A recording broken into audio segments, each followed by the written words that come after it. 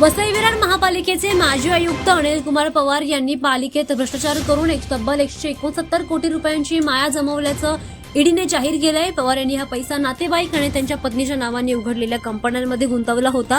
यापैकी 44 कोटींच्या मालमत्तेवर जप्ती आणण्यात आली आहे। या प्रकरणी नुकतेच ईडीने पीएमएलवाय न्यायालयात पवार यांच्यासह 18 जणांविरोधात आरोपपत्र दाखल केलंय।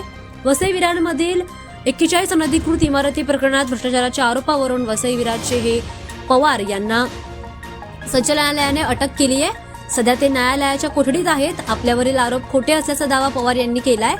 ईडीने मंगळवारी प्रसिद्धीपत्रक काढून पवार यांना भ्रष्ट मार्गाने जमवलेल्या संपत्तीची माहिती दिली।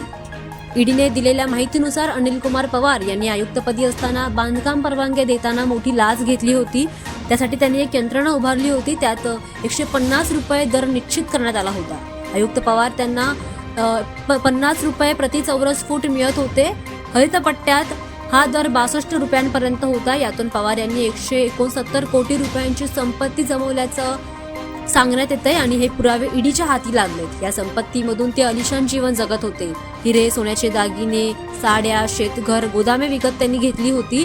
विविध गृहनिर्माण प्रकल्पांमध्ये त्यांनी असे पैसे गुंतवले होते। नालासोपारामधील 41 अनधिकृत इमारती प्रकरणात ईडीने तपास करून कसून कारवाई केली आणि या प्रकरणाचा छडा लावला। मात्र या 41 इमारती मी आयुक्त पदाची सूत्रे हाती घेण्याच्या आधीपासूनच असून त्याचा काहीही संबंध नसल्याचा दावा पवारांनी केलाय। मात्र 41 अनधिकृत इमारतींना संरक्षण देण्यासाठी पवार यांनी 50 रुपये चौरस फूट प्रतिदराने लाच घेतली होती असे ईडीने स्पष्ट म्हटले। त्यामुळे ईडी आता या प्रकरणाची कसून चौकशी करत आहे आणि या प्रकरणाचा योग्य छडा लावत आहे।